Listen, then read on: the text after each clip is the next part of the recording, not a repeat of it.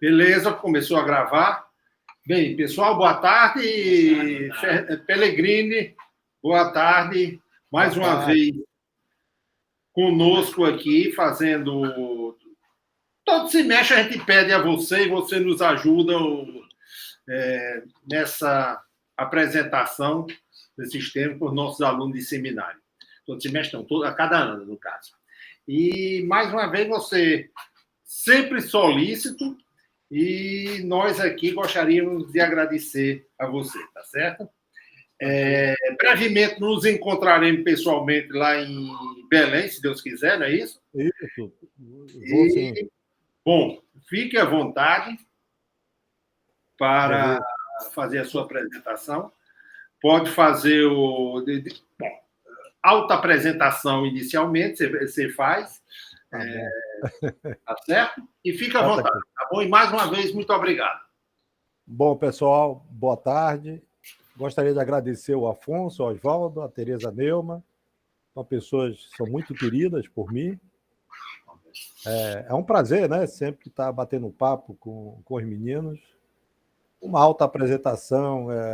Estudei na Federal da Bahia, fiz curso da Petrobras, tive 2 empresas, fiz mestrado, doutorado, e tem um monte de aluno defendido, os artigos aí publicados.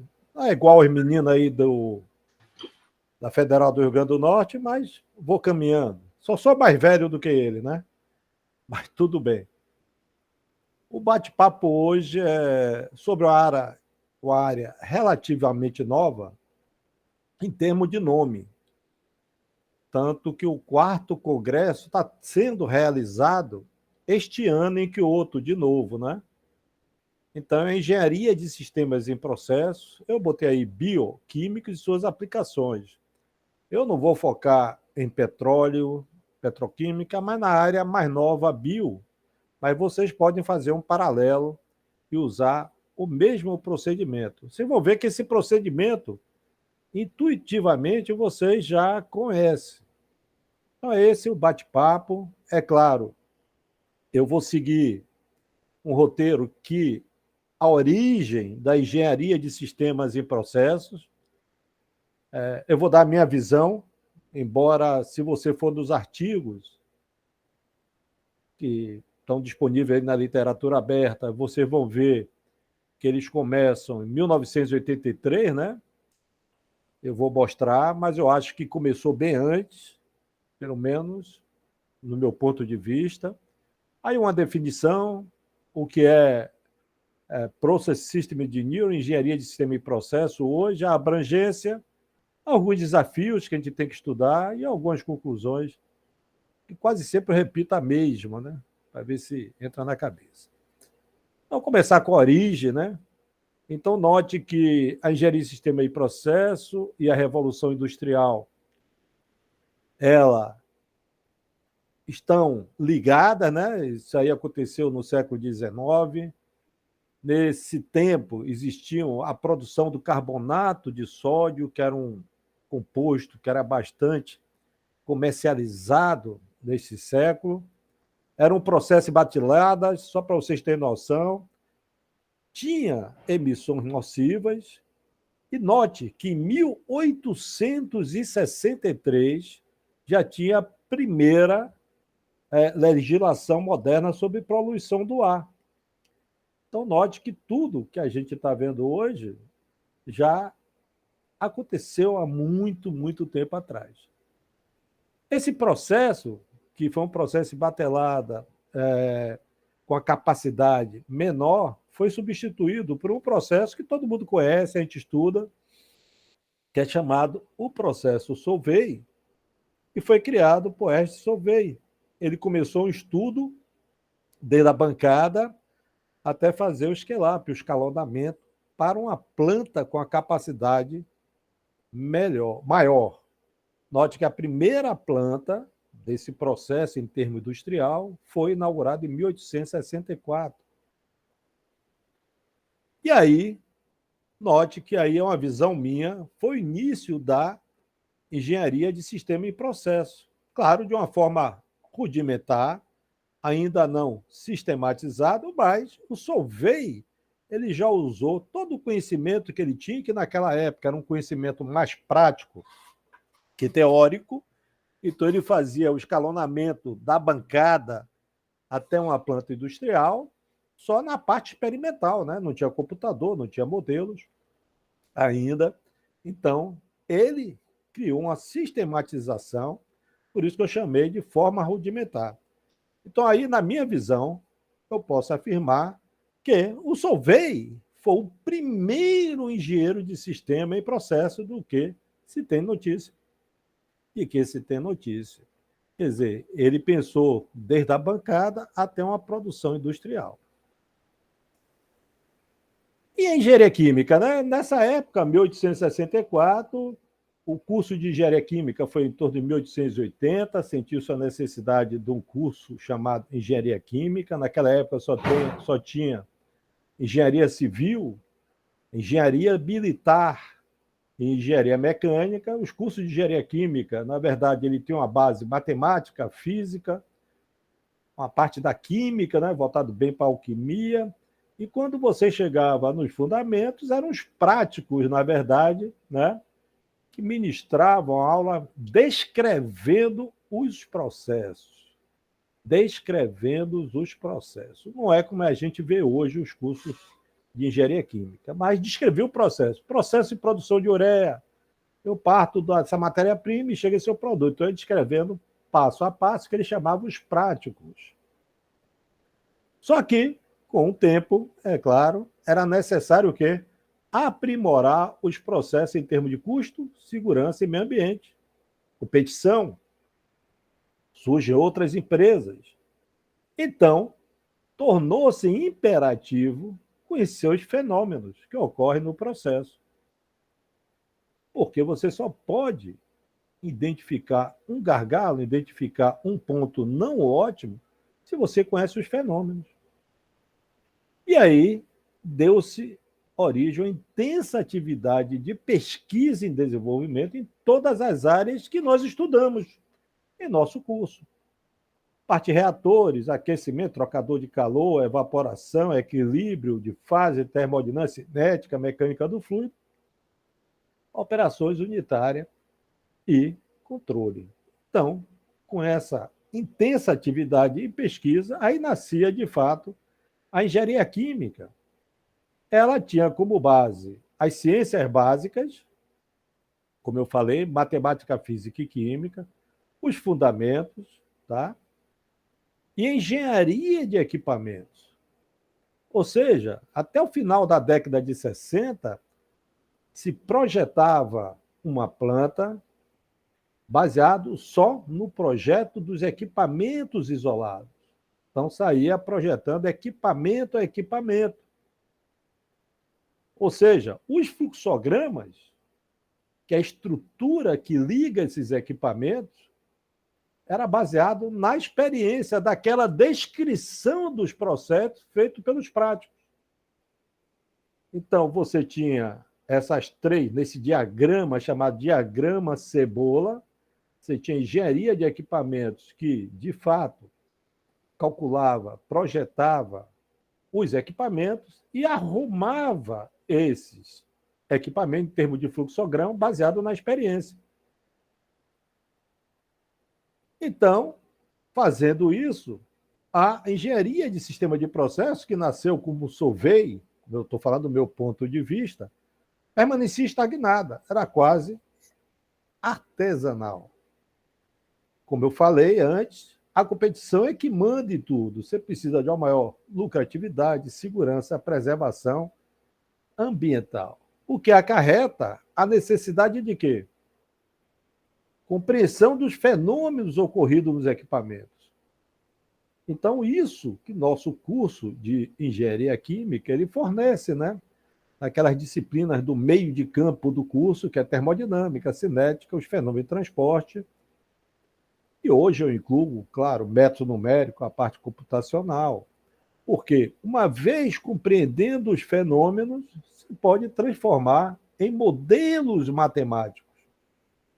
Em modelos matemáticos. Esses modelos matemáticos nada mais, nada menos é do que um sistema de equações. Se é um sistema de equações, eu preciso de métodos avançados de cálculo. Eu preciso de métodos avançados de cálculo. Uma vez tendo o modelo e o método avançado de cálculo, eu preciso de recursos computacionais para resolver o modelo matemático. Então, como já estava se esgotando, né, a forma de otimizar os projetos pensando só em equipamento, então retornou-se para o estudo dos seus fluxogramas como um todo. No lugar de eu estudar os equipamentos, por que não estudar o fluxograma? Quais são os principais questionamentos?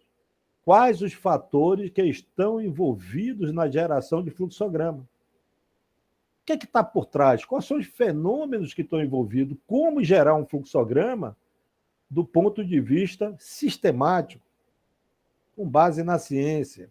Ou seja, é possível desenvolver uma sistemática segura e eficiente, além do bom senso, para gerar esse fluxograma?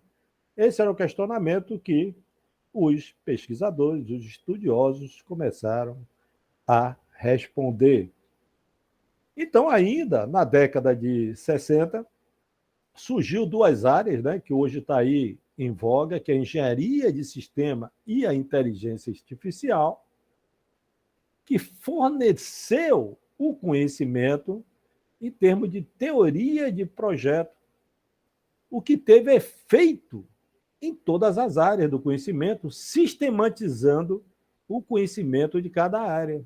Então, note que eu coloquei aqui, naquele diagrama cebola, o que é que entra aqui? Ciências básicas continua, os fundamentos continuam, a engenharia de equipamentos continua. Mas para gerar um fluxograma ótimo, eu preciso da última casca, que é a engenharia de sistema de processo. Que aí, com todo esse conhecimento aqui no centro, ele tomou algumas definições, alguns padrões, né, da engenharia de sistema e inteligência artificial e incorporou. Aí que vem a definição da engenharia de sistema e processo. Ou seja, esse slide aqui é do finado e saudoso professor Perlingeiro. A engenharia de sistema de processo, ela precisa o quê? Ela tem diversas ações, que no caso do curso, de um curso de engenharia química, são disciplinas, diversas ações e diferentes ações, de forma que você parta de uma ideia de produto, gere um fluxograma e faça um plano bem definido para a construção da planta industrial. Isso que é o objetivo, esse é o foco. E, atualmente, você não determina um produto. Na verdade, você identifica as características necessárias para um determinado produto, utiliza a engenharia de produtos químicos, gera os possíveis produtos que satisfaçam aquelas características e aí faz o estudo do melhor rota, melhor caminho para produzir o produto ótimo, vamos dizer assim. O que é um produto ótimo? É claro que você possa levar do laboratório e sintetizar de uma forma, entre aspas, mais barata, né? Porque a engenharia de produtos químicos, que gera os diversos produtos, é feito de forma computacional. Então, a engenharia de sistema de processo, eu preciso de várias ações. Note que essas ações vão desde a parte de investigar disponibilidade de matéria-prima, mercado produto, estabelecer condições de reação, calcular a vazão das correntes intermediárias, estabelecer uma área de controle. Essas são diversas ações que vocês podem identificar em todas as disciplinas que você vê. Só que precisava de uma sistematização. Eu preciso sistematizar todas essas ações. Então, essa figura aqui, ela pergunta a vocês o seguinte: o que é que esses objetos, seja um carro, um navio, um corpo humano, e um processo químico, têm em comum? Aí, 10 segundos para você ver. O que é que eles têm em comum? Eles podem ser encarados do ponto de vista de sistema. Note que já está surgindo o nome, né? Engenharia de sistema. Ele pode ser, qualquer um desses objetos pode ser encarado do ponto de vista de sistema, que é um conjunto de elementos, eles estão interconectados de forma a ter um todo organizado e conseguir um objetivo. Qualquer um destes objetos entra nessa definição de sistema. É um sistema, é um conjunto de elementos interconectado de modo a formar um todo organizado. É claro, como eu falei, todo sistema possui um objetivo a ser atingido. É claro que você vai escolher os que nós chamamos elementos do sistema, e esses elementos vão ser estruturados até conseguir o seu objetivo. Verifique aqui o processo de produção de biodiesel, do ponto de vista de sistema. Note que ele é um conjunto de elementos especializados, que são os equipamentos, né? Bomba, tanque, evaporador, coluna, né? Para lavar, né? Distração, secador. Tem um conjunto de equipamentos, ou seja, de elementos especializados. Note que eles são interdependentes, eles são ligados pelas correntes de processo. E o objetivo, note que eles são interconectados numa estrutura que, de fato, você possa, a partir da sua matéria-prima, no caso aqui, óleo residual de fritura, e chegar ao seu objetivo, que é a produção de biodiesel. Então, um processo químico, como todos aqueles objetos vistos anteriormente, pode ser visto como um sistema. É claro que sempre de forma rentável, segura e respeitando o meio ambiente. Então, os conceitos relacionados à engenharia de sistema e inteligência artificial foram importantes e incorporados dentro dessa ideia de gerar um sistema, né, de gerar um fluxograma, de gerar um processo químico para dar a definição final de engenharia de sistema de processo. Na engenharia de sistema, o que é que se tirou da engenharia de sistema? A vantagem em tratar os processos como sistema. Ou seja, você usando a ideia de engenharia de sistema, no caso aqui aplicado em processos químicos e ou bioquímicos, você pode aplicar em qualquer outro objeto. Então, a ideia de engenharia de sistema é tratar o processo do ponto de vista de sistema. E aí vem o nome Engenharia de Sistemas em Processo.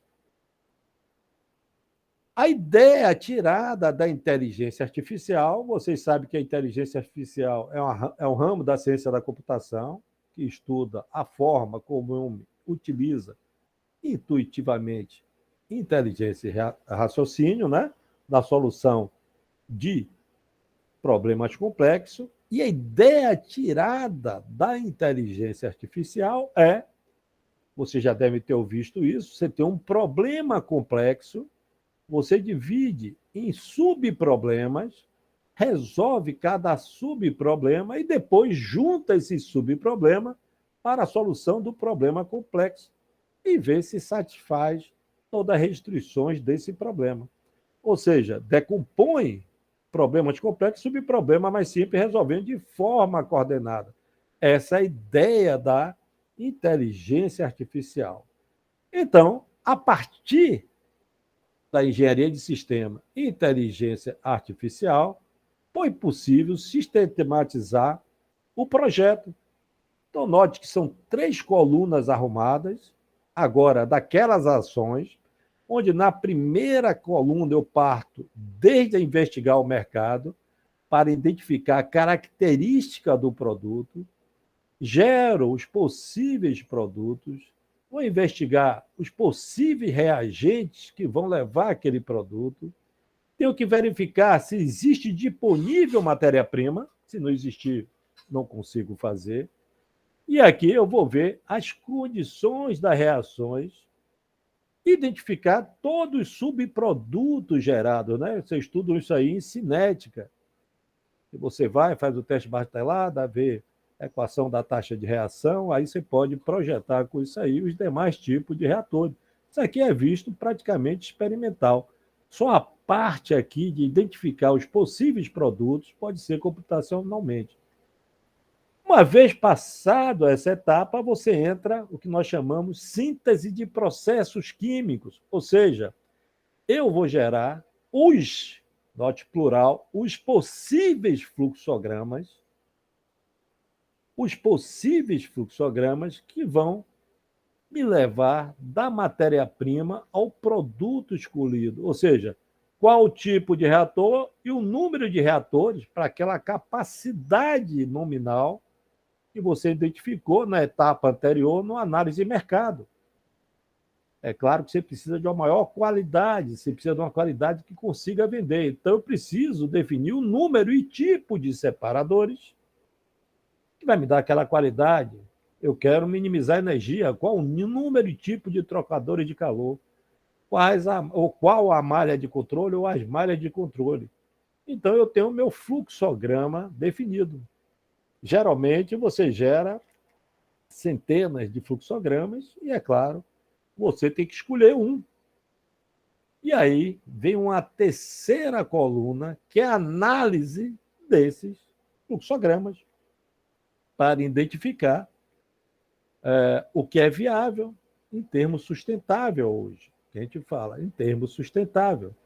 Então, a gente avalia o consumo de utilidades, cálculo das correntes, tamanho, as dimensões dos equipamentos, quanto é que eu vou gastar de matéria-prima e se vai valer a pena aquele fluxograma ser construído. Então, você faz uma análise desse processo. Então, você conseguiu sistematizar a geração do fluxograma. A engenharia de processo, que é o nome que se usou pelo professor Perlingeiro, o professor Perlingeiro que trouxe essa área para o Brasil, em 1960, 60 e pouco, quando ele voltou do doutorado, ele tem até um livro, ele chamou de engenharia de processo. Note que foi bem antes, né? E hoje o nome é Process System Engineering. É um nome mundial, né? Como eu estou falando, o 4º congresso está sendo o primeiro, foi em 1982, e agora está sendo em Kyoto de novo. Não é o 4º congresso, não. Eu não tô, é de 4 em 4 anos esse congresso. Eu calculei errado. Então está sendo em Kyoto de novo o congresso esse ano, esta semana. Mas aí, engenharia de processo, criado pelo professor Perlingeiro, hoje tem o nome de Process System Engineering. Note que são vários nomes. A maioria das universidades brasileiras, vocês devem lembrar, ou devem ver lá na malha de suas disciplinas, que você tem projeto 1 e projeto 2. Então, você chama de projeto de processo, onde projeto 1, geralmente nas universidades, é a parte de avaliação econômica. E projeto 2 é a parte de síntese e análise de processo.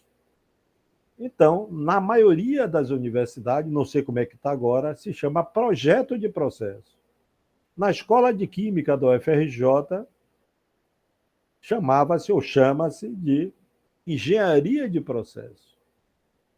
E tem outra disciplina que é chamado PAP, que é Planejamento e Avaliação de Projeto, que é a parte de avaliação econômica. O nome atual é Process System Engineering e o nome brasileiro, Engenharia de Sistema e Processo. Este ano também tem o 2º congresso, ou 2º workshop, como queira chamar, ou já aconteceu, de engenharia de sistema e processo. O primeiro foi lá na UFRJ, no Rio, aconteceu antes da pandemia, logo em 2018, e o segundo, né, por causa da pandemia, é para acontecer isso aí de 2 em 2 anos. Alguns grupos estão se organizando, como o da UFBA. O UFBA tem seminários quinzenais só sobre essa área, que a gente chama PSE. Eu sei que o pessoal do Rio Grande do Sul também tem o pessoal trabalhando nisso, a UFRJ tem o pessoal trabalhando nessa área. Então, o PCE, hoje, eu peguei uma definição do Sargent, note que o PSE, ou Engenharia de Sistemas em Processo, é sobre o desenvolvimento de técnicas sistemáticas para você modelar, projetar e controlar o processo. Ou seja, você formula o seu fluxograma, você gera o fluxograma, projeta, faz todo o estudo de controle. Você pode usar alguma simplificação, claro. O engenheiro sempre trabalha com o modelo mais simples possível, contanto que dê a precisão que você queira, que é expresso em forma matemática, e nós temos que explorar a estrutura matemática para desenvolver um algoritmo de cálculo de forma efetiva. Claro, sempre tendo nesses modelos a avaliação deles baseado na intuição e física que a gente passa estudando o curso todo de engenharia química. Então, o Sargent falou isso. Tem uma frase que eu acho que eu tirei do artigo, que eu gosto muito dela, note que é de 2019, do Botar, que ele diz, e é verdade, o grande desafio hoje da sociedade é conhecer a interligação, é o desenvolvimento do processo, pensando em água, energia, alimentos e bem-estar, saúde. Ou seja, sempre que se pensar em desenvolver um processo, tem que pensar nesse nexo: água, energia, alimentos e bem-estar. Então, isso que a gente tem que pensar. E dentro disso, é claro, está o desenvolvimento sustentável. É uma definição que a gente ouve em várias palestras, em curso, que é encontrar necessidades hoje, sem comprometer a habilidade de vocês, as futuras gerações, de encontrar suas próprias necessidades. Você vê que isso vem mudando cada necessidade ao longo do tempo. Então, note que o Motar, quando ele fala no Nexus, ele está pensando, acredito, no desenvolvimento sustentável. Como vocês sabem, são 3 pilares da sustentabilidade. Você, quando usa a palavra sustentável, já envolve esses 3 pilares. Se não tiver um desses pilares, não consegue ser sustentável. Se você colocar uma cadeira e botar 3 pés de cadeira, ela consegue se equilibrar. Com 2 pés, não consegue. Então, o mínimo são esses 3 pilares. É o pilar da economia, pilar econômico, o pilar do meio ambiente, próspero e saudável, e o pilar social. É claro que aqui tem a parte técnica. A técnica está aqui por fora. Você só pode avaliar do ponto de vista sustentável se tiver esses 3 pilares. Mas é engraçado até quando eu vejo vários textos e tem que chama sustentabilidade ambiental. Quer dizer, a pessoa só foca no pilar ambiental. Então, se é só o pilar ambiental, não é sustentável, no meu ponto de vista, porque não está levando em conta a parte social ou a parte econômica. Tem que levar os 3 simultaneamente para ter um processo sustentável. Então, é assim que a engenharia de sistemas de processos funciona. Só para vocês terem uma ideia global de todo o caminho da engenharia de sistema e processo, Tem aqui um fluxograma, isso aqui foi cedido pelo professor Rafik Ghani, que mostra um fluxograma, né, desde a ideia do produto até o fluxograma final. Eu vou mostrar a vocês aqui. Ó. Essa primeira etapa circulada é o que eu falei de engenharia de produtos químicos. Aqui eu identifico a necessidade, gero os possíveis produtos. Aqui ele só pergunta o seguinte: existe algum processo disponível? Porque se você tem, você já tem uma base, né? Caso não, você gera os possíveis alternativas de fluxograma. Eu tenho os diversos fluxogramas que vai levar daquela matéria-prima ao produto. Uma vez tendo esses fluxogramas, eu vou analisar esses fluxogramas. Note que essa análise está aqui escrito simulação rigorosa. O que é que significa isso? Que os modelos matemáticos representam, de fato, os fenômenos que estão ocorrendo nesse equipamento. Então, indica aqui o Aspen, Pro2 ou qualquer simulador. Mas, além dessa simulação, dessa análise técnica, note que aqui é uma análise técnica, se inclui a análise de sustentabilidade. Ou seja, a partir do momento que eu faço um filtro e determino os possíveis fluxogramas, tecnicamente, ou seja, que vai dar a qualidade que eu estou querendo, eu vou utilizar métricas sociais, ambientais e econômicas. E aí, até chegar a um fluxograma base que satisfaça esses critérios da sustentabilidade. A partir daqui, a partir do momento que eu tenho esse fluxograma base, eu vou chamar de otimização global, porque ele passa por uma integração energética, ele passa por uma redução do uso de água no processo, ele identifica todas as possibilidades que nós chamamos de intensificação de processo. Ou seja, será que eu estou com uma planta, uma estrutura, um fluxograma, e eu posso reduzir o tamanho desse fluxograma? Será que eu posso juntar duas tarefas em uma só?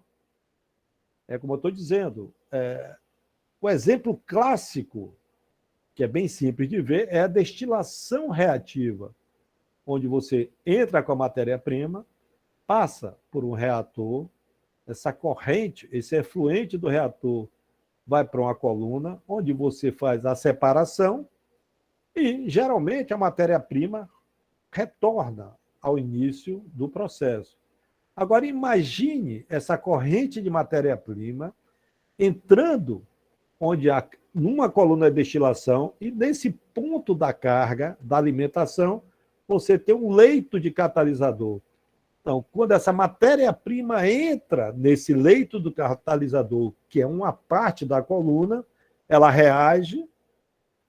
Note que a tarefa de produzir a reação e, simultaneamente, você separa. Ou seja, você reduz vários equipamentos, bomba, reator, coluna, divisor de corrente, misturador, e um só equipamento. Você evita reciclo. Então, você intensificou o processo.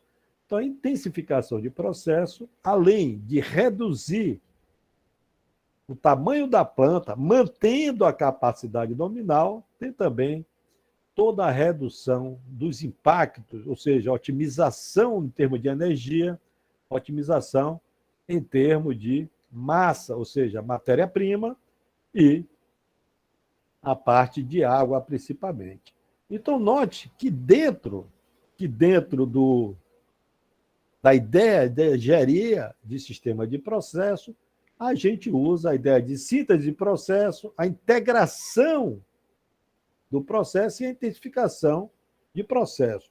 O que nós não podemos esquecer que a análise da sustentabilidade, note que as métricas sociais que atualmente ainda está sendo estudado como incluir, tá? Alguns trabalhos já vêm saindo bem legais em relação a isso. é um dos resultados mais importantes. É um resultado muito importante. E aí vem a abrangência da engenharia de sistema de processo. Ele se aplica a qualquer área. Eu, com um pouco de ousadia, estou chamando, em vez de engenharia química, eu estou chamando de engenharia voltada para a química. O nosso curso é uma engenharia voltada para a química. Porque, embora na maior parte do nosso curso, nós vemos sempre processos voltados para petróleo, petroquímica, mas tudo que acontece com fármaco, alimento, bioprocesso, tal, os fenômenos são os mesmos. Você tem fenômeno de transporte, massa, momento e quantidade de movimento, né? Massa e calor. Você tem termodinâmica, você tem operações unitárias. Então, você tem tudo nessas áreas. Então, a abrangência é enorme.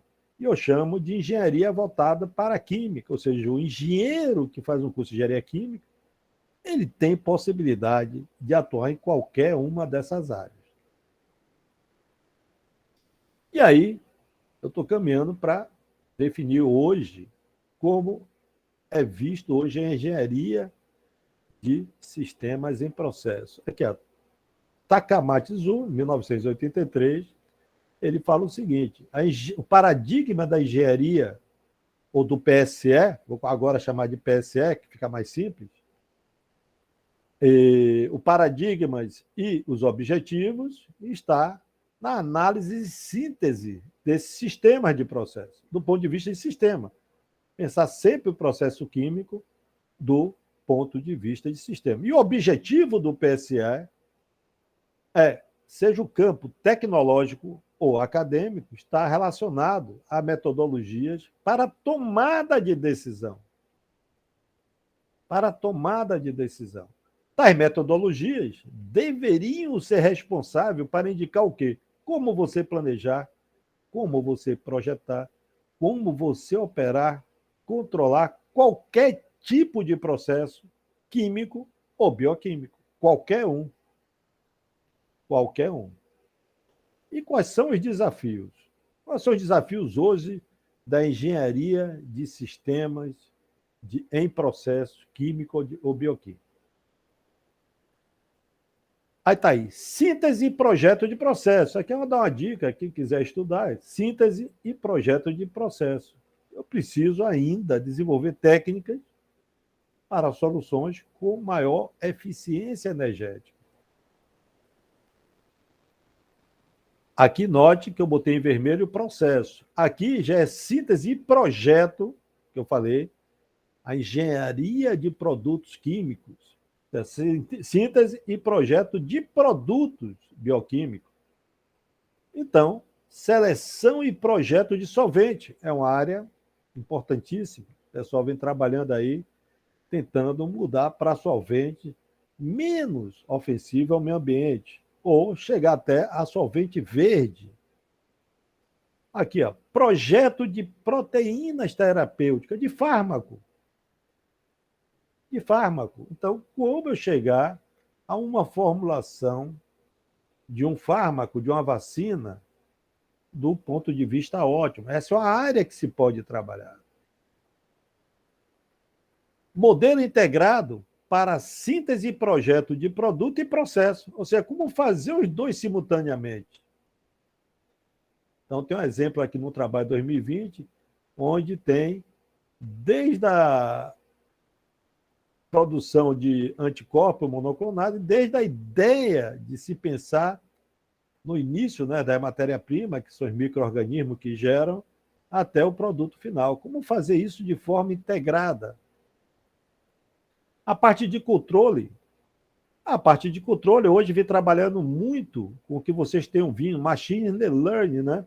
O aprendizado da máquina, voltado para a área de ciências de dados. Ou seja, se você...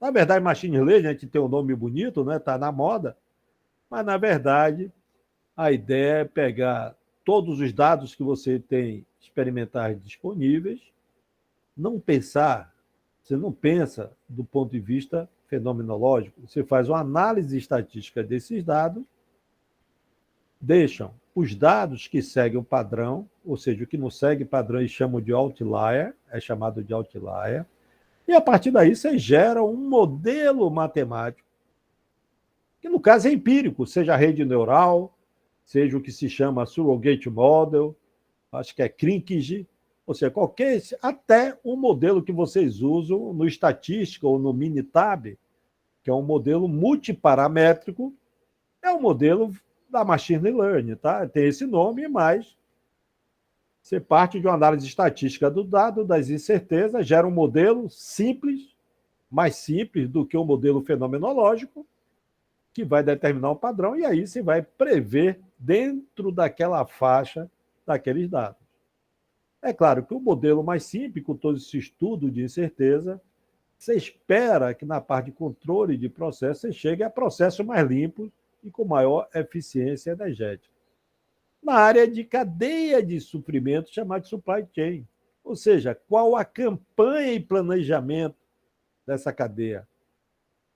Ou seja, eu tenho um conjunto de matéria-primas, um exemplo na petroquímica, você tem etano, você tem nafta, você tem gás natural, que você vai produzir o eteno. O eteno você vai distribuir para todo tipo de polímero, plástico.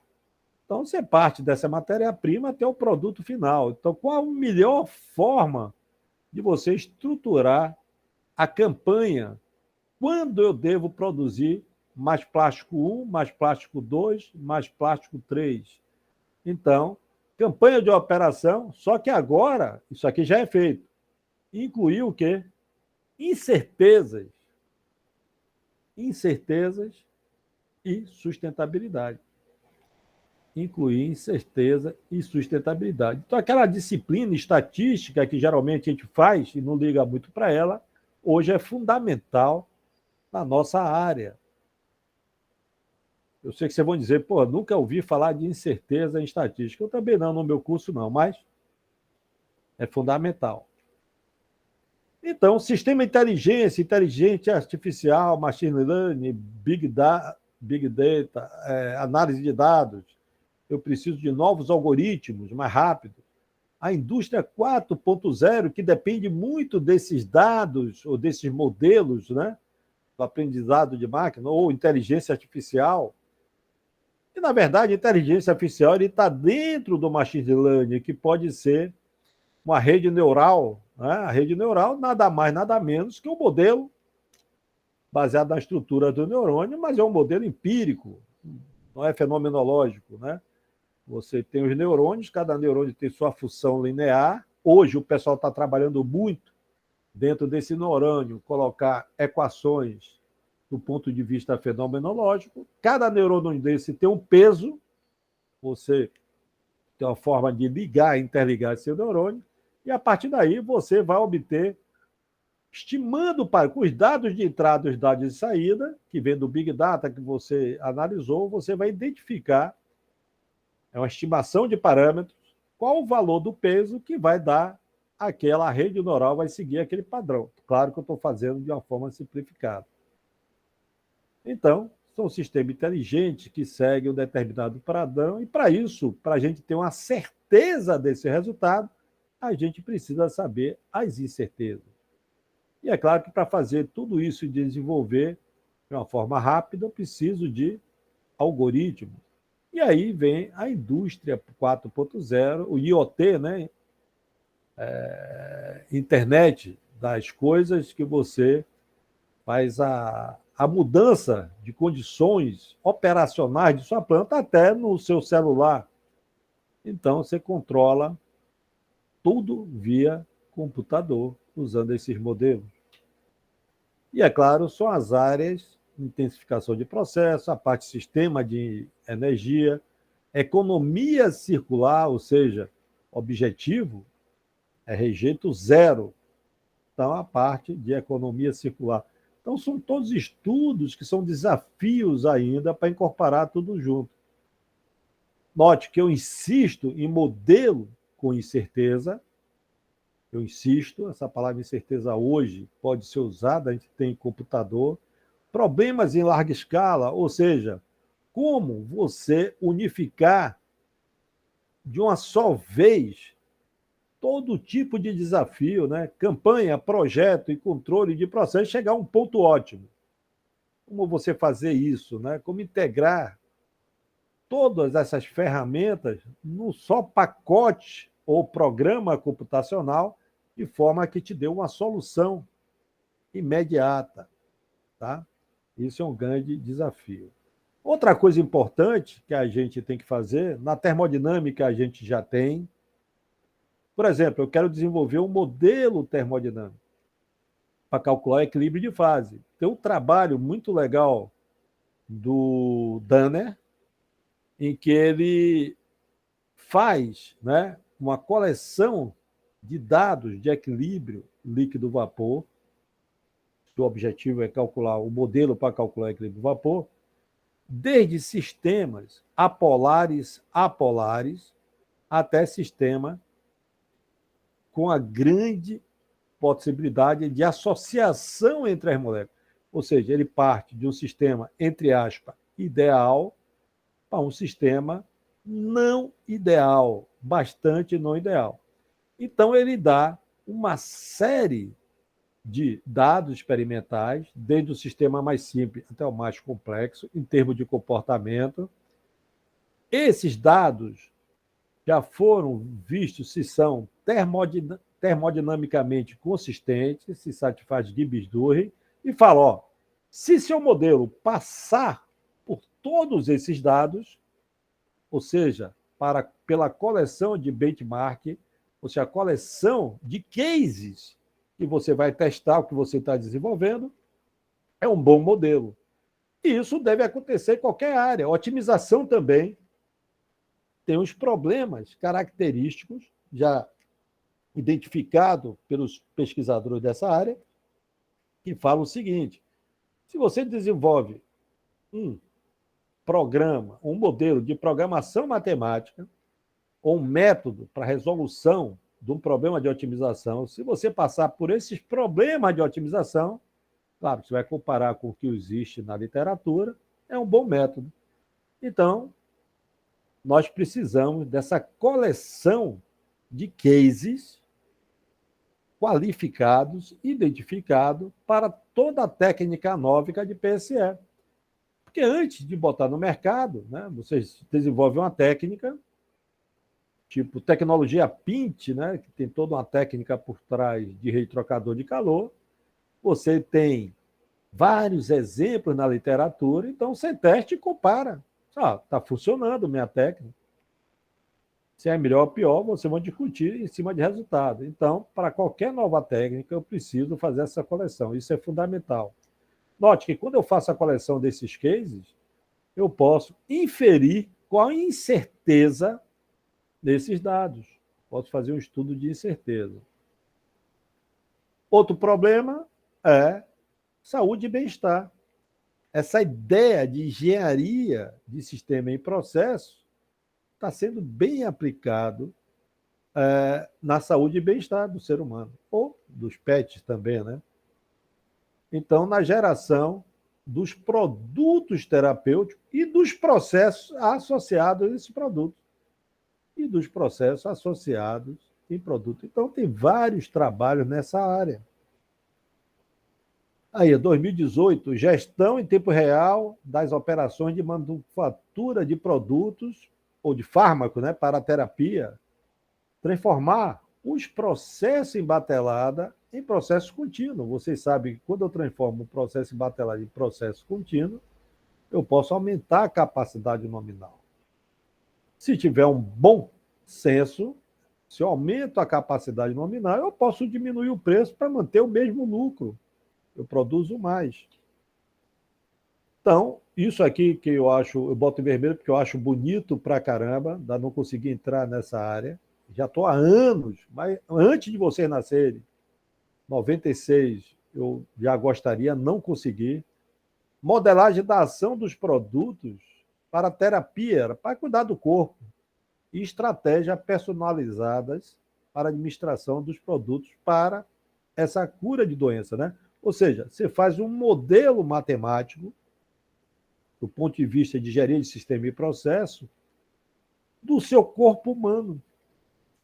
Então, sabendo as características daquela pessoa, e eu tendo um fármaco, eu sei qual a quantidade e de que forma, qual a efetividade desse fármaco para a cura daquela doença. Isso pode ser feito do ponto de vista de engenharia de sistema de processo. Isso é muito bonito. Tá? Então, note que a gente pode fazer uma ação desse tipo do ponto de vista da saúde e bem-estar. Um método que a gente desenvolveu, que a gente chama de diagrama de fontes, lá na UFRJ, eu estou até com material, é para aplicar no seguinte: distribuição de leitos nos hospitais. É claro que essa ideia foi durante a pandemia, que faltou leito, porque quando você tem uma determinada verba, você fica na dúvida, eu construo um hospital ou não? Então, esse método que eu estava rascunhando, a ideia era o seguinte: será, em termos de custo, né, que vale a pena colocar 2 leitos a mais em cada hospital ou pegar todo aquele dinheiro e demorar anos para poder construir um hospital, né? Então, em vários casos, principalmente nas comunidades mais carentes, era mais efetivo você distribuir de forma ótima e comprar leitos do que construir um hospital. Porque eles precisavam de uma resposta rápida e barata. Né? Bom, então esses são desafios. Eu peguei alguns dados do professor Grossman, né, que ele fez um estudo num congresso, ele publicou em 2019, e eu achei interessante esses dados. Eu trouxe para vocês aqui para vocês verem o seguinte: ó. Qual, vamos dizer, a apreciação pelo PCA, qual o gosto que tem pelo PCA? Note que ele dividiu em 2 categorias: o pessoal da academia, nós, e o pessoal da indústria.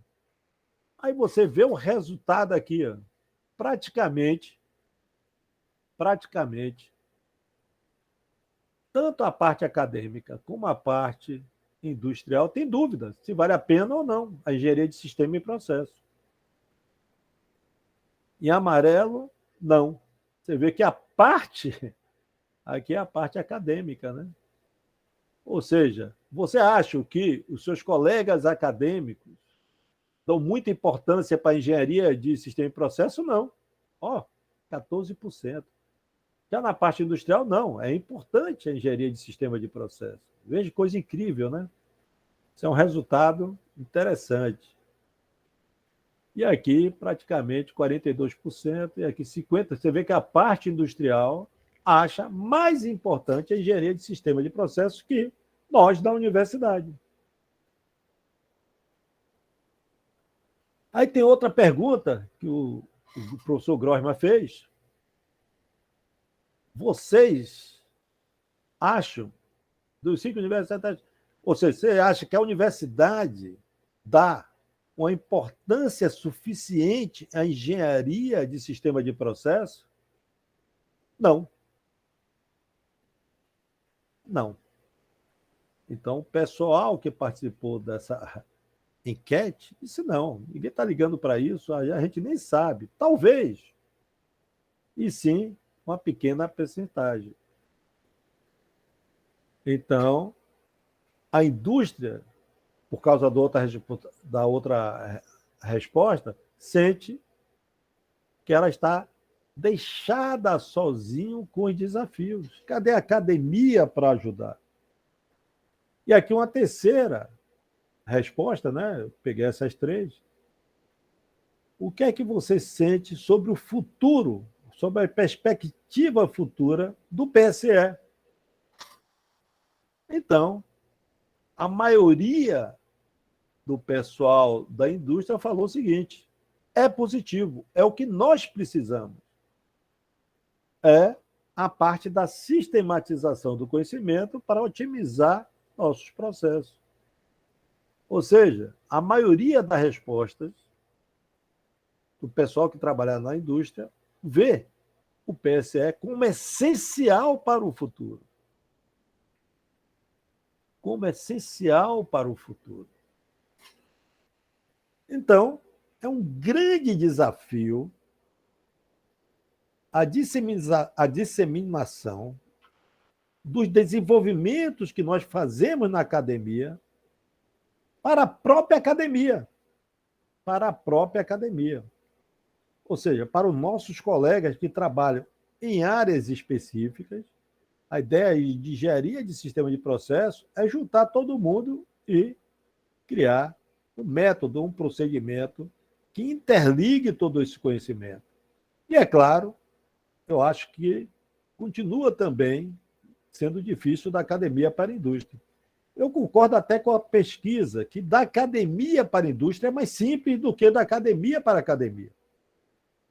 Porque, geralmente, o pessoal de indústria ele quer otimizar seu processo. Se você chega com um projeto bem escrito, mostrando que você vai chegar a resultados através de um procedimento efetivo, ele vai querer a indústria. Agora, se você chega de um acadêmico, PhDeus, para outro PhDeus, ele vai dizer, não, eu conheço minha área, não preciso do seu conhecimento. Né? Nós temos essa vaidade. Nós somos doutores, nós somos PhDeuses, então eu não preciso do seu conhecimento, que eu tenho o meu. Então, da academia para a academia, eu acho muito mais difícil. Então, é um grande desafio a colaboração academia e indústria. É claro que, tendo uma colaboração suficiente, eficiente, eu posso disseminar o desenvolvimento técnico-científico. Eu coloco aqui, a indústria precisa das técnicas para resolver de forma eficaz seus problemas, enquanto a academia precisa dos detalhes dos problemas industriais para testar suas técnicas e verificar antes de soltá-la para o uso da indústria. Isso também é uma certa dificuldade, porque é tudo sigilo, né? Embora hoje, quando a gente faça um projeto, a gente consiga colar. É uma indústria de petróleo localizada no Brasil. Então, ninguém sabe qual o poço, ninguém sabe qual é a refinaria. Vocês, hoje, o pessoal da Petrobras permite que você publique esses dados. Ou você parametriza os dados, né? Pega todos os dados, divide por 1000 e faz o estudo, né? Então, hoje você até consegue, com uma boa conversa, a disponibilização desses dados. Mas é complicado, principalmente em fármaco. Fármaco é muito escondido, é muito complicado. E o desafio na educação? Tópicos bem estabelecidos, mas atualizados para incluir novos desenvolvimentos. Ou seja, eu, que estou ministrando aula de termodinâmica, isso é para provocar o Oswaldo e a mim mesmo, né? Há 1000 anos, por que eu vou incluir alguma ideia de engenharia de sistema de processo em minha disciplina? Até hoje, eu tenho 28 anos fazendo isso. Por que eu vou me preocupar, por exemplo, com análise de dados, ou seja, identificar as incertezas do dado? Por que eu vou me preocupar com todo o procedimento do aprendizado de máquina? Por que eu vou me preocupar se é importante ou não o controle do meu processo através desses modelos termodinâmicos rigorosos? Ou seja, nós, professores, temos uma resistência muito grande em mudar o nosso curso de estudar e incorporar novos conhecimentos na disciplina, porque precisa de tempo para estudar. É claro que essa resistência pode ser a resistência própria ao novo conhecimento ou falta de tempo, que também é complicado o professor, né? A falta de tempo é incrível, porque você tem sempre a parte administrativa, a parte de extensão, pesquisa, etc. Então, às vezes, é falta de tempo mesmo. Tá? Mas é um grande desafio isso aí, incorporar esses novos conhecimentos nas disciplinas bem estabelecidas. Aí você, poxa, mas poderia ser novas disciplinas. Imagine você colocando todo o conhecimento no curso de engenharia química. Você ia passar os 28 anos de Oswaldinho na universidade estudando até se formar. Que é tanto assunto novo. Então, nós temos que ver uma forma de dar uma base consistente aos alunos de forma que ele possa incorporar os novos conhecimentos. E, é claro, toda vez que você for participar de uma disciplina bem estabelecida, mecânica do fluido, termodinâmica, o professor tem que buzinar, né? Entre aspas, buzinar no ouvido, ó. A gente pode aqui, ó, fazer análise de dados, verificar incerteza, fazer modelos locais, etc. Mostrar que tudo isso está interligado. Aqui, ó, os tópicos que estão atraindo interesse crescente. Ética. Quando fala ética, é claro que tem métricas para você definir na parte de ética, na produção, principalmente na parte de fármaco, né, que é bem restrito. Recuperação de recursos, economia circular, sistema grandes e complexos. Ou seja, são tópicos que estão atraindo interesse que deve ser incorporado nas nossas disciplinas. Novas tecnologias como intensificação de processos, processamento de dados, mineração dos dados para identificar os outliers, ou seja, os dados que não servem, que tem algum erro, né, ou tem uma incerteza muito grande. Modelos black box são aqueles modelos empíricos, né, aprendizado de máquina, ou seja, todos esses conceitos novos têm que ser incorporados. E é claro que aqui eu não vou entrar em detalhe para novas tecnologias de educação que vocês, em termos de aprendizado, você viram essas aulas online, como essa palestra aqui, esse bate-papo online, mas hoje tem a realidade virtual, a realidade aumentada, a realidade mista, que no futuro, bem próximo, serão integradas às atividades educacionais envolvendo o PSE. Então, aí eu só queria mostrar a vocês os desafios, como o conhecimento está caminhando, e nós precisamos nos reunir, as diversas áreas, porque às vezes a gente vê assim um congresso, né? Um congresso de engenharia de sistema e processo. Não vou participar, não. Mas todas as áreas estão envolvidas nisso e a gente precisa de todo mundo para integrar esse conhecimento e desenvolver um procedimento que a gente chegue num ponto ótimo.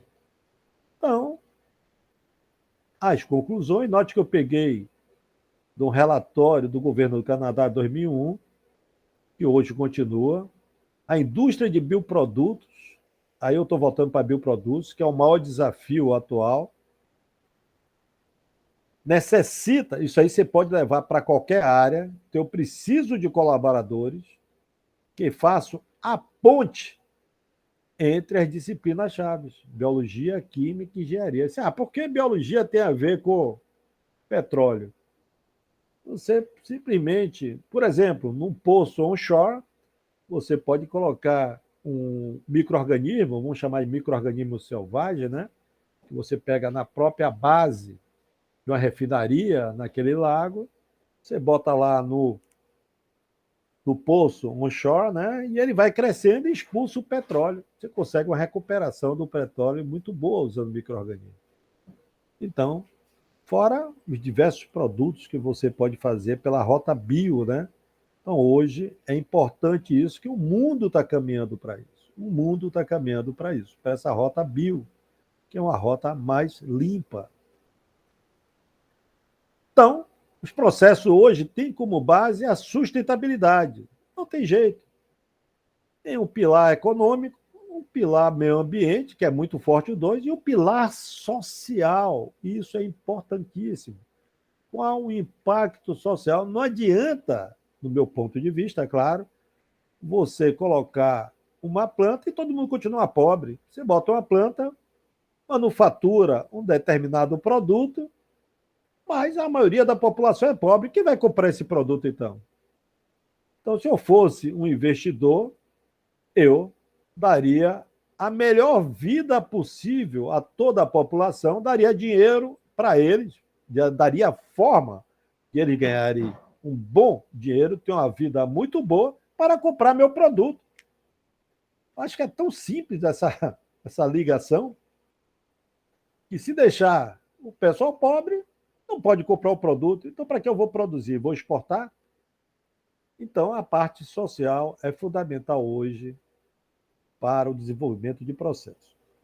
A viabilidade técnico-econômica é a operabilidade, então, estão relacionadas sempre com o fluxograma global e não apenas com as operações unitárias. Aí a engenharia de sistema de processo entra como fundamental para resolver esse problema. Ou seja, a engenharia de sistema de processo pode responder a todos esses desafios e mais outros. É claro que o tempo é curto para o desenvolvimento de tecnologia, você vê que a competição é, como dizem os portugueses, brutal, para efetivamente possa levar a indústria a um ambiente competitivo. Então, é um bate-papo. Eu acho que a Tereza, professora, doutora Tereza Nil, falou 1 hora. Eu acho que eu cumpri o objetivo. Então, estou à disposição de vocês aí para perguntas. E obrigado. Valeu, Pellegrini, muito obrigado. Excelente palestra. Tereza não está assistindo porque está em Brasília. Viu? Pronto. Chefe é chefe, né? Está chegando amanhã. Tem reunião até hoje. Mas, valeu, Pellegrini. Realmente, uma excelente palestra. Deu a visão geral para os nossos alunos aqui. Para a gente também. Para mim, especialmente, eu me formei numa época há muito tempo atrás. Né? Então, isso aí, digamos, não é mais novidade para mim, mas não deixa de ser novidade, porque eu fui da época que não estudei nada sobre isso. Era as coisas, eram as plantas isoladas, era tudinho feito daquele jeito, tá certo? E isso aí, sempre que eu vejo uma palestra nesse tema, sempre traz coisa nova para mim. Então, mais uma vez, muito obrigado. E eu vou deixar aberto aqui para os alunos que vão fazer pergunta a você. Ok? Vai lá? Vem aqui. Pode vir. Fala que ele já te conhece. Eu acho que não. Mas já conheceu. Você ia fazer as perguntinhas também, né? Opa, boa tarde, professor. Boa tarde. Queria agradecer novamente também com o professor Afonso pela palestra. Né? É um prazer realmente assistir mais uma palestra do senhor, né? Assistir outra. E minha pergunta... Já está ficando enjoado, né? Nada, jamais, professor. Minha pergunta é basicamente quando o senhor falou assim sobre em relação à questão da implementação de novos algoritmos, desenvolvimento de novos algoritmos para a otimização do processo. O senhor considera que, nos dias atuais, tendo em vista o avanço tecnológico, ainda são necessários, por exemplo, o desenvolvimento de novos algoritmos? Falo isso porque, recentemente, eu li um artigo, inclusive eu acredito que o senhor está no artigo, que era desenvolvimento de uma nova metodologia para calcular um flash. O senhor acha que, devido assim, à tecnologia, ou a esse avanço, ainda são necessários esse desenvolvimento de novos algoritmos? Bom, uma boa pergunta, né? Existem vários algoritmos para resolver o problema do ponto de vista da otimização, né? Tem aqueles métodos discretos, os métodos estocásticos, algoritmos genéticos, simulante de Annealing, colmeia de abelha, formigueiro, Monte Carlo. Bom, nenhum desses métodos é um método de otimização global, ou seja, você atinge o mínimo global. Nenhum garante, entendeu? Os métodos vêm sendo desenvolvidos pensando exatamente achar esse mínimo global. Eu acredito que atualmente precisa-se de novos algoritmos, mas compondo. Nós fizemos vários testes compondo o seguinte: vamos resolver em sequência primeiro um algoritmo genético, né? Ou um algoritmo estocástico, que você faz uma busca numa região de estimativas iniciais e chega a um valor lá. Mas geralmente ele chega a um ótimo local. E depois daí jogava no método discreto poderoso, né? Se você for ver, tem vários pacotes disponíveis. O mais poderoso é o GAMS, não sei se você já ouviu falar. Já ouvi isso. GAMS, que é do próprio Grossman, né? O Grossman que está por trás dele, que tem os métodos mais poderosos, tá? Eu uso muito nas aulas que eu dou de otimização o Excel, porque os problemas que nós utilizamos, o Excel pode resolver com o solver. Só que o Excel tem uma limitação no número de variáveis. Tá? Eu acho que são 200 variáveis, 300. E lá tem 3 métodos, que é um método para programação linear, tem um método que ele chama... É um algoritmo baseado em algoritmo genético, tá? Melhorado, eles melhoram. E tem um método que é o GRG, que é o gradiente reduzido, que é um método discreto. Ele não chega ao ótimo em vários problemas, você tem que trabalhar. Então, o que precisa, de fato, talvez uma combinação desse método, um algoritmo por fora que chame esse método, que atinja o ótimo global. Ainda não se tem esse ótimo global. É claro que você fala um novo método para resolver um problema de flash, não tem muito sentido. Na verdade, você incorpora, aí o Oswaldinho sabe mais do que eu, você incorpora o teste de estabilidade, né? Um teste de estabilidade poderoso. É claro que o teste de Michelson vem sendo usado, tem outros testes de estabilidade, e que você, antes de calcular, porque sempre a gente faz, né? Quando a gente estuda na graduação, calcula o ponto de bolha, calcula o ponto de orvalho. Se o dado de pressão tiver entre ponto de bolha e orvalho, eu tenho 2 fases, e assim por diante. Mas é claro que, para ser mais eficiente, quando eu digo robusto, né? E eficaz, você chegar à solução, você precisa fazer um algoritmo para incorporar o teste de estabilidade antes, que facilita a vida. Outro ponto importante que a otimização vem trabalhando é o projeto de equipamentos. Você, quando estudou trocador de calor, né? Você estudou todo aquele procedimento, né?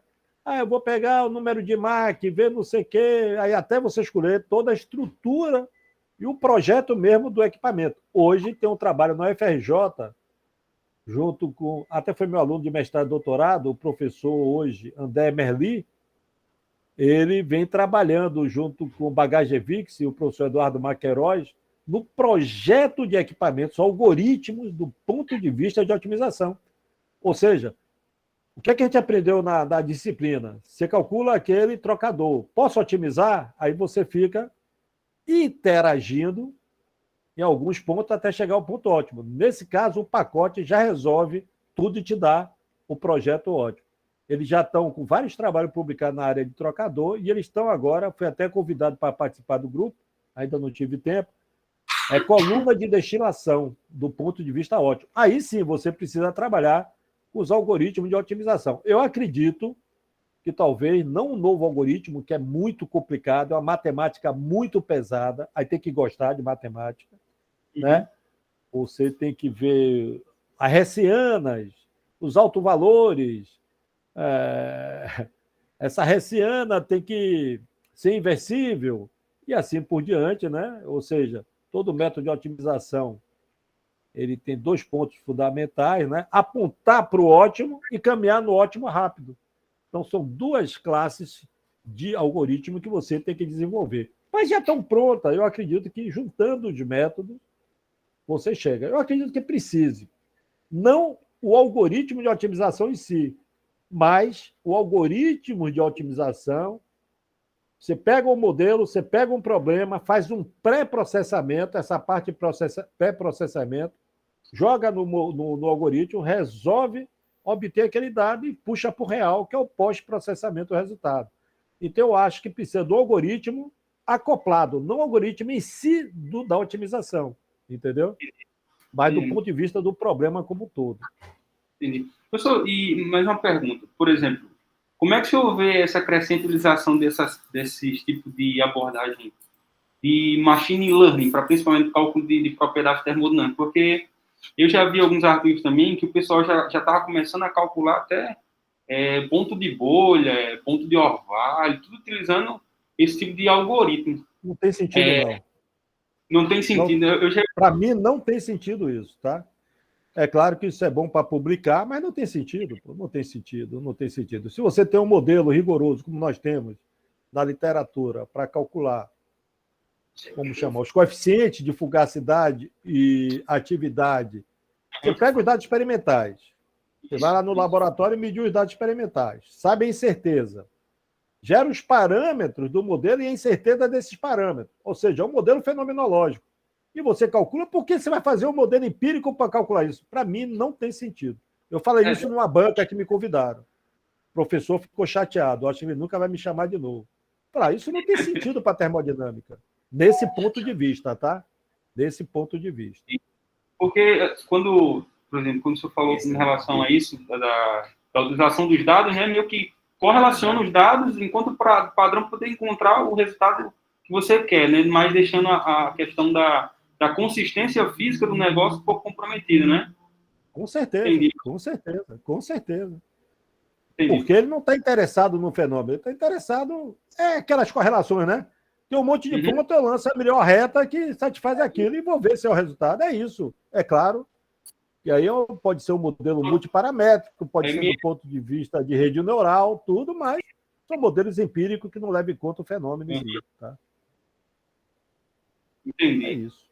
Aí eu já ia perguntar em relação a se esse tipo de abordagem iria deixar a questão de ir lá e pegar o dado experimental no laboratório já uma prática obsoleta. Não, né? Pelo que me falou, então mais era isso, professor. Inclusive, Muito o obrigado. caminho hoje nessa área é incorporar esses modelos fenomenológicos aos modelos. Claro, você vai para uma área, né?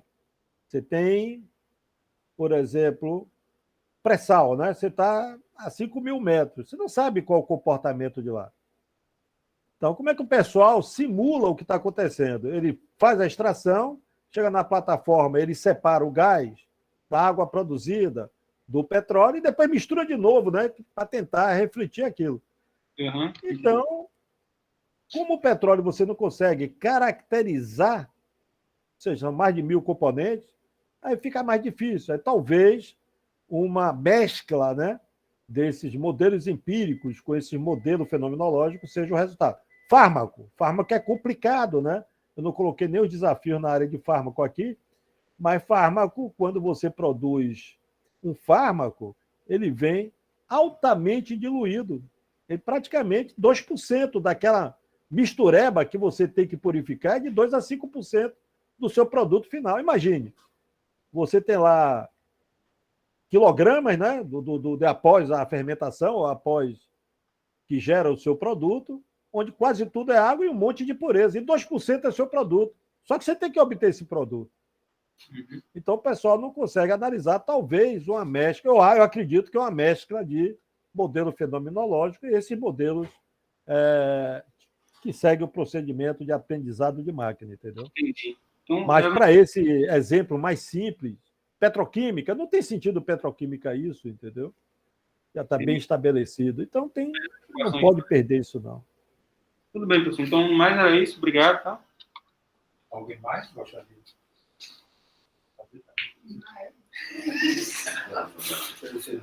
Eu posso falar com ele. Pronto, Oswaldinho vem aqui falar com você. Ixi! Com a camisa bonita, você está vendo a camisa dele? Não, a camisa dele é fashion, estilosa, jovem. Olha aqui atrás ainda tem um negócio aqui de surfista. Ixi, rapaz! Um negócio aqui, você está brincando, viu?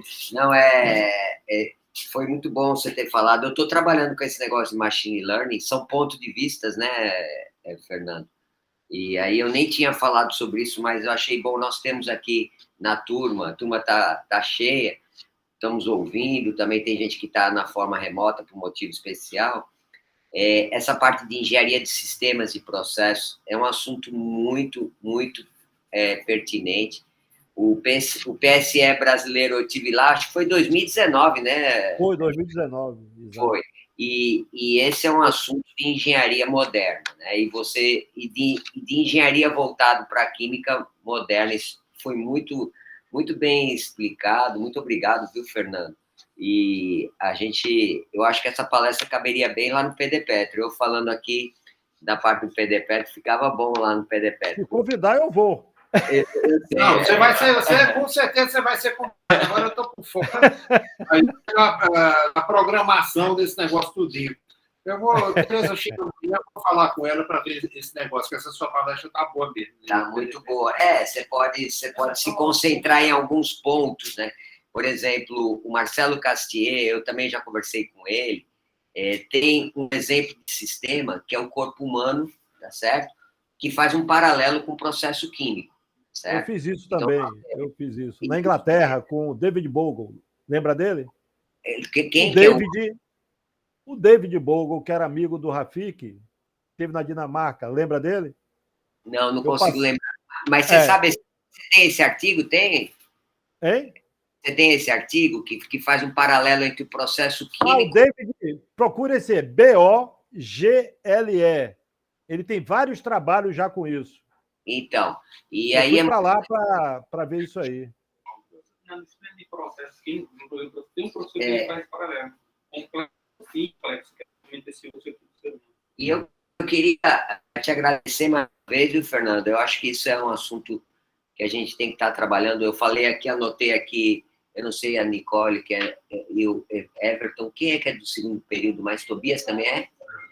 Tobias já está mais adiante. Não, o Everton tá na linha. Você está no segundo, né? Ele falou sobre intensificação de processo, não foi, Fernando? Então, intensificação é quando você quer reunir, por exemplo, a teoria de sistemas de processo, você reúne 2 equipamentos, 3 equipamentos interconectados, como o professor Fernando falou, né? E aí, quando você intensifica, você pode concentrar em um equipamento os três equipamentos. Então, isso é intensificar o processo. Então, você reduz o espaço, essas coisas. E eu queria dizer uma coisa só para terminar, Fernando, é que você, além de ser um profissional da academia, você também é um profissional da indústria. E o nosso papel aqui... trabalhei 6 anos na Braskem Vinílico. Eu sei. E isso é muito bom, porque ele tem a visão da indústria, além de ser engenheiro químico. Então, isso ajuda muito quando a gente está ouvindo você. Então, agradecer mais uma vez, um grande abraço, viu, daqui de Natal. À disposição, meus amigos. Tranquilo. O que precisar, estamos aí. Aproveita o feriado aí na Bahia, em Salvador, viu? E caia no forró, tá certo? Tem que escrever um projeto para... Você sabe, você trabalhou no Senai, tem que escrever um projeto para o Senai aí. Eita, danado. Isso. Mas tá bom, Valeu. tá bom. Bom final de semana e até a próxima, você viu? também. Até a próxima. Abração para vocês todos. Tchau. Tchau. Até logo. Deixa eu ver aqui. Agora a gente vai chamar Sujou? Deixa eu só aqui. Tem um professor que contava que tem muitos países que não já usam o nome mais de engenharia. Pode ser. Não, isso